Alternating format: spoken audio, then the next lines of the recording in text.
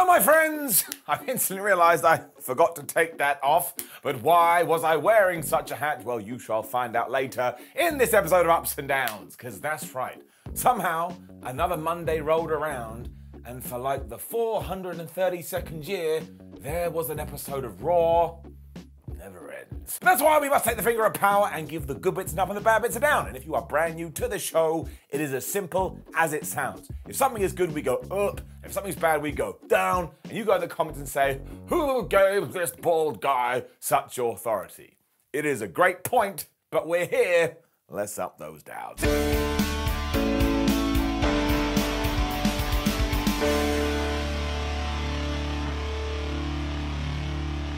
The Usos versus Ridden Elias for the Undisputed Tag Team Championships kicked off Raw this week, and that's how you start a show.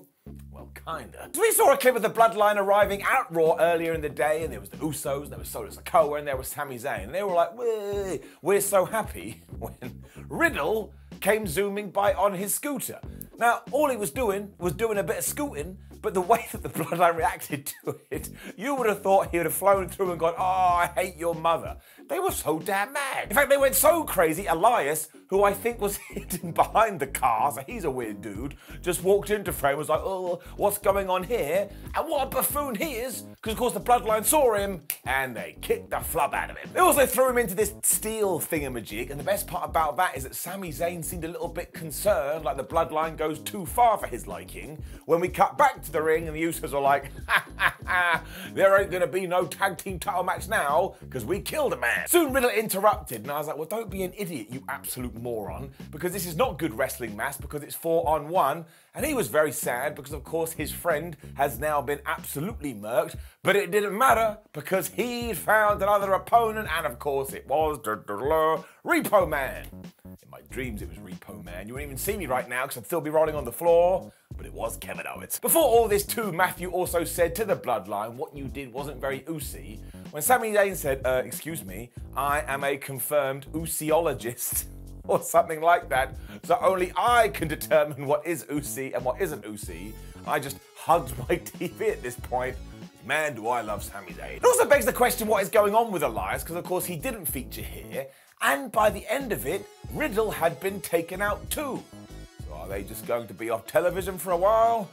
We don't know. Now, I did think this was a fun match and he got a serious amount of time. And Kevin Owens was just going crazy at first before he tagged in Riddle, which is when the Usos did their best trick of distracting the referee. They then murked Matt and then beat him up for a while. Owens soon got the hot tag, which is always the way, and he ran wild. And even though he kept trying to hit the pop-up powerbomb and the stunner on Jimmy Uso, he wasn't able to do it, which is when he turned around and he tagged Riddle back in. I was like, what are you doing? That guy was basically dead a few seconds ago, and you think because he's been on the outside for 8 seconds, he's ready?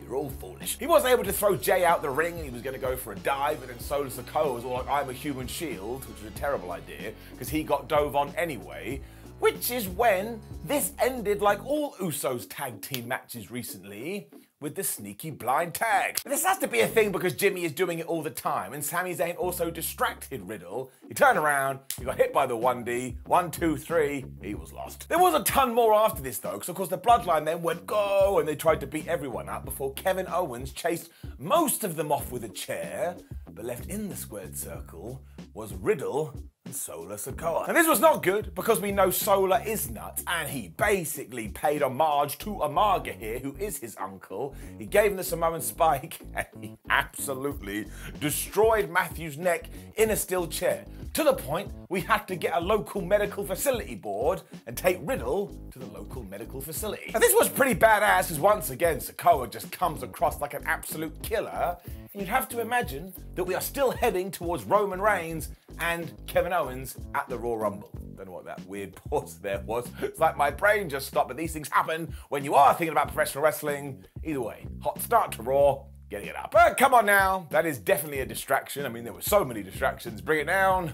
+1. This is when we learned that Drew McIntyre has been medically disqualified from SmackDown, and I hope he's alright because he has had a few illnesses recently. And the best part was, Corey Graves was like, oh man, it's not going to be Drew and Sheamus versus the Usos. Instead, Sheamus is going to team up with the Wild Butch, and they're going to do it. I was like, These two know each other, Corey Graves. They're in a damn team. It's called the Brawling Brutes. We then learned about two cool triple threat matches we were going to have, because it's going to be Becky Lynch versus Nikki Cross versus Alexa Bliss, as well as Rhea Ripley versus Asuka versus Bayley. And the winner of these two matches will go on to next week, with the winner of that becoming the brand new #1 contender. So I have no problem with that because I like this stuff.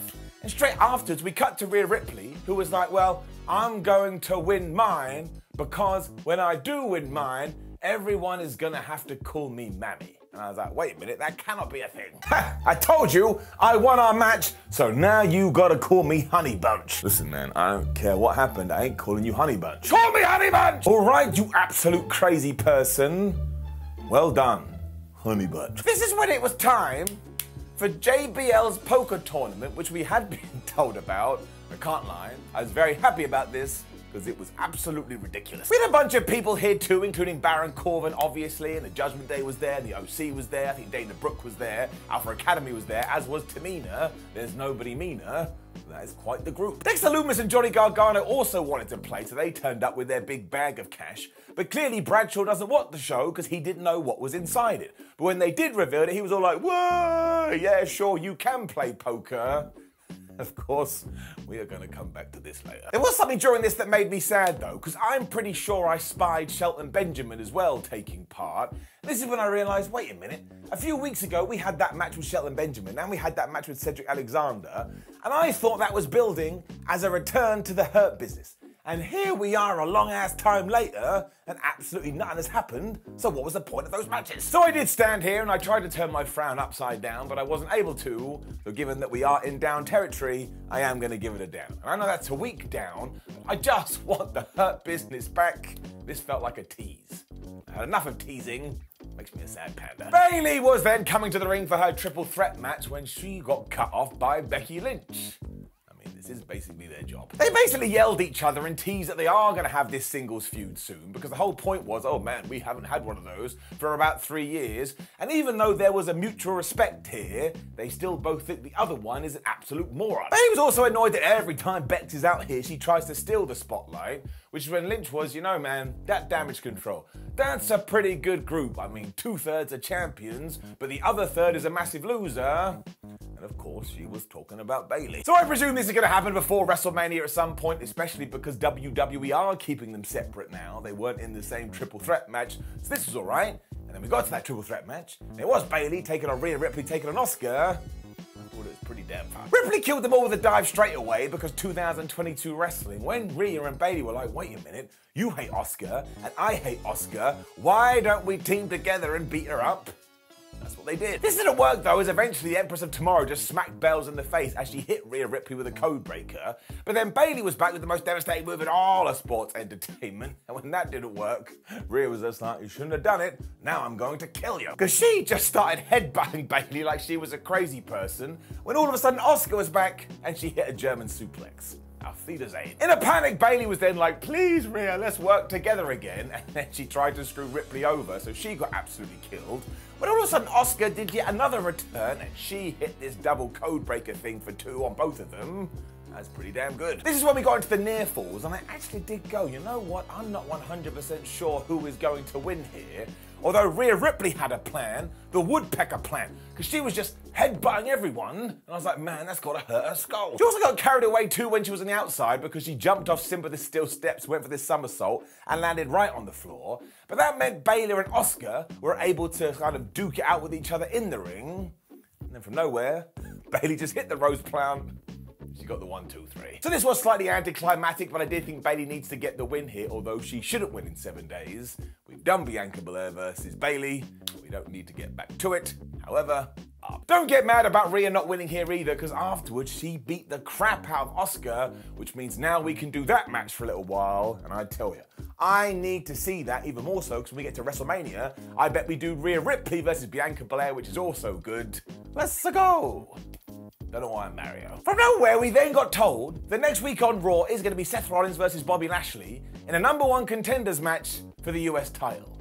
And I got my binoculars out because I was like, well, where the hell did that come from? I mean, nobody told us where Bob had been, and of course, because we are doing this, Seth and Lashley had to go to the ring and look at each other and speak, because that's just what we do in wrestling. And Rollins was out first, and you know the deal. He was like, everybody sing my song. So they sang his song. Eventually, Lashley did come out because Seth had insulted him, but he was like the Riddler here, because he was all like, listen, Rollins, I do want to hear what you've got to say, but make sure you're careful with it. I was like, well, do you want to hear it or do you not? Seth didn't actually care about any of this though, because he just launched into it anyway. And he's like, well, I'll tell you, Bobby, I don't think you've been the same ever since you took on Brock Lesnar in Saudi Arabia. And in fact, now that I think about it, I believe you're jealous of him because he's had the career you've always wanted. I was a bit like, yeah, I mean, you could say that about any professional wrestler. Brock Lesnar has had one hell of a run. Rollins also carried on and said that Lashley can't beat Lesnar, so my hand went up like the nerd I am. I'm like, well, actually, he has already beaten him. I think in the record books, it's 1-1. But Bobby didn't feel the same. He went absolutely crazy. He started to beat the shit out of him. And this was a good pull apart because WWE does do them well. But the best part is when all of a sudden Bobby Lashley went for a spear, Seth Rollins got out of the way, and Bob took out Petey Williams, who is now a WWE producer, official, whatever you want to call it. I was like, that's definitely Petey Williams. I know a member of Team Canada when I see it. So I actually did think this was very well done. I do think some new bodies needs to be thrown into the US title picture soon. And it would be better if the WWE title was back on Raw, but we've done that one, we've talked about it, it ain't happening anytime soon. But these two guys just come across like stars. Give it up. Now I got confused again. Because Austin Theory was having an angry interview with Byron Saxton when Mustafa Ali showed up and basically started to prod the bear again. I was like, listen, Mustafa, I think you're great. I truly do. You are a wonderful wrestler, but what leg do you have to stand on? The last time we saw you, you were being thrown into a box-like structure courtesy of Bobby Lashley. Austin also called him a loser, and because Ali disagreed, they are going to have a match later. And how the hell do you justify that? Because this is all Mustafa Ali does now. This is MMO. He walks around, he walks into other people's segments, he gets a match, and he loses. But look, it's far better him being on TV than him not being on TV, and we'll talk about this in a sec. Because we were then back at this poker tournament, and it was so damn goofy, hook it to my veins. Because Luke Gallows was laughing at Chad Gable for folding and even called him a nerd, and then of course they both went nerd, shush, back and forth at each other. And yes, it was as awkward as you think. Corbin agreed because it was ruining his game as he was ready to call out Dexter Lumis, which he did do. This was a massive mistake because when everyone laid their cards on the table, Dexter had the better hand. Corbin instantly said he cheated. So do you know what Dexter Lumis did? He got an axe and he put it on the table.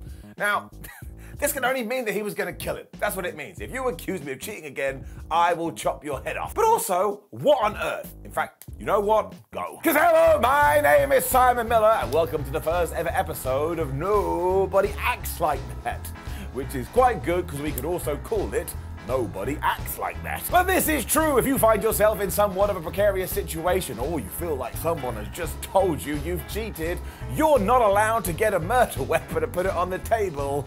That makes you an absolute psychopath. Nobody acts like that. Tozawa also bested Dominic during this, but Dom tried to take the money anyway by going, the Judgment Day will beat you up. Man, this new Tozawa, he didn't care. He was like, shut up, fool, and give me my cash. Of course, this is when Dominic mocked Tozawa because he's just as short as his father, and that did make me laugh because Dominic is just a dick. And Bradshaw was quite funny here too because he was like, look, you need to calm down, not ruin my poker game. Although I agree, Mysterio does suck. It basically set up this match for later too, and while we do have one more segment, I am giving this an up, because I'll be completely honest with you. When Triple H did take over, I worried he wasn't going to do stuff like this, and as ridiculous as it is, it just makes me happy. You wanna know why? Because Goofy Wrestling for Life t-shirt actually now available already on Pro Wrestling Tees.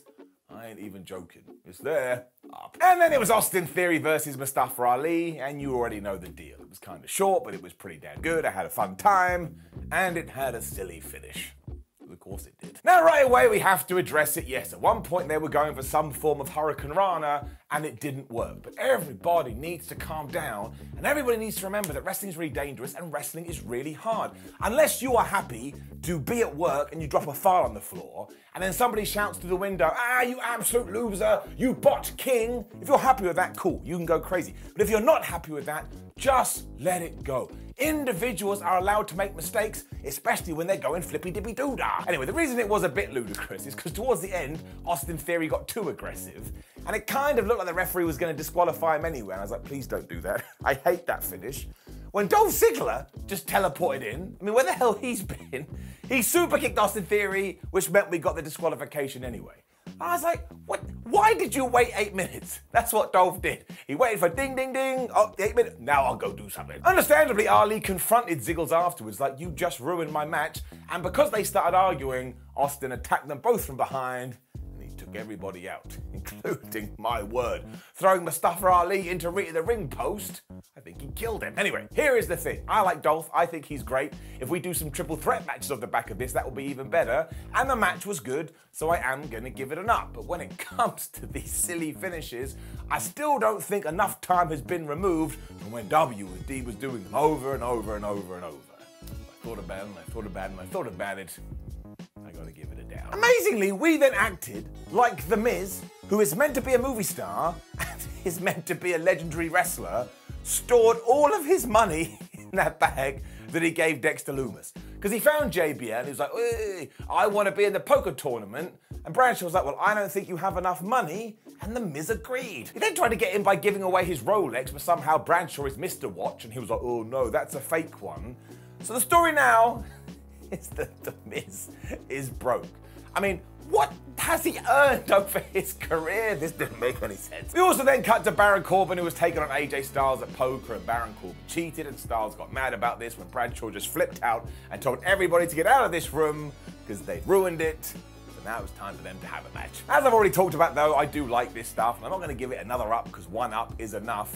And it did end with everybody leaving as Bradshaw had asked. So Dexter Lumis and Johnny Gargano just took all the money. I was like, these people are idiots. You're in a poker game to win cash, and you just walk out the door. Quick interview with Bianca Belair, who is happy to face anyone, as we were also reminded that Riddle got taken to the local medical facility when it was time for our poker match. The OC taking on the Alpha Academy.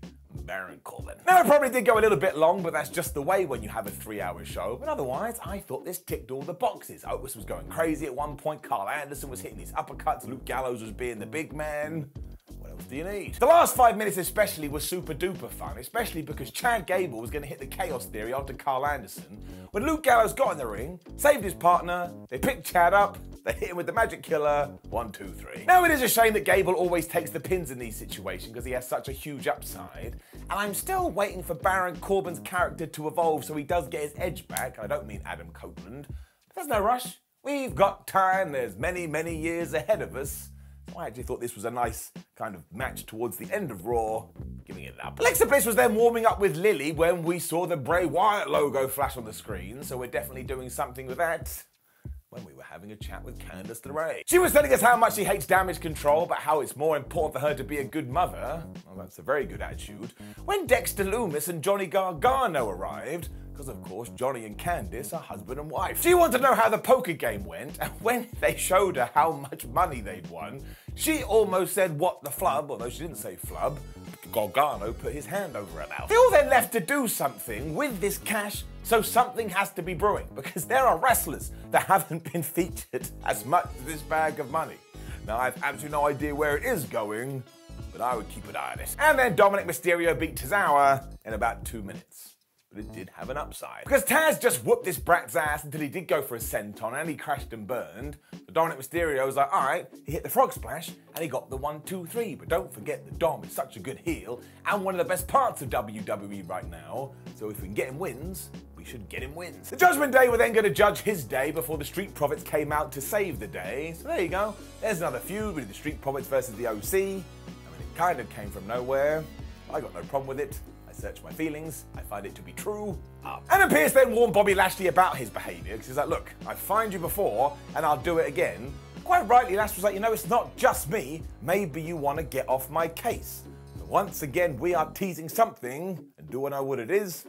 No. This also meant we finally got to our main event, which was triple threat match number 2, Becky Lynch versus Alexa Bliss versus Nikki Cross. I also thought this was quite good. And let's just get to the bit that I know you want to talk about, because halfway through this, all of a sudden Alexa Bliss got super duper serious and she was going to hit the sister Abigail onto Becky Lynch. Now, Beck was able to block this and we carried on with the match, but look what we are doing here. We are teasing and teasing and teasing, and if this doesn't tie in to when we properly reveal Uncle Howdy, or Unky Howdy, whatever the hell we're calling him, I shall be one confused man. Look, I don't need more of that. I basically walk around in life not knowing what the hell is going on anyway. Otherwise, Alexa also hit this dive off the apron onto everybody when Becky Lynch got her revenge by doing a Tower of Doom spot and smashing the power bomb. Whereas Nikki Cross's offense was to take people on the outside and basically cross-body them against the ring. Looked horrible. As we were fighting on the outside, Nix and Bex decided they would duke it out as well when Lynch hit the manhandle slam on the ring apron. And I do believe... Hang on. Tell me what I want to know! What the hell happened to you, Indiana Jones? Not Indiana Jones! I just like the hat! No, it is a nice hat. Listen, shut up and give me the information! What are you talking about? It's not a gun! It's your fingers! These are not fingers, it's my gun! Wait, what is it? What is the hardest part of the ring? All right. It's the ring apron. Everybody knows that. The ring apron. The hardest part of the ring. It also meant Nikki Cross was completely done, so Becky Lynch went to make the 1, 2, 3. But just as the referee was about to finish this, here was Damage Control, Io Sky and Dakota Kai. They pulled Becky out and they beat her up. And of course, because it's a triple threat match, there's no DQs. Why didn't they just do this in the first 8 seconds? They also threw Becky through Alan the announce table, so she was dead. But again, do not forget, Nikki Cross had been manhandled slam on the imp apron, the hardest part of the ring, so she was still laying there. So Alexa Bliss looked right, Alexa Bliss looked left. She went, okay. She hit the Twisted Bliss, and she beat Nikki Cross, her former friend, for the 1, 2, 3. This does mean next week it is going to be Bayley versus Alexa Bliss for the #1 contendership, and Bliss should win that, take on Bianca at the Royal Rumble, and then you do her big turn thing, so she doesn't have to win there either. So I think you should keep your eye on this. Or not. It's your life. You do whatever you want. Good main event.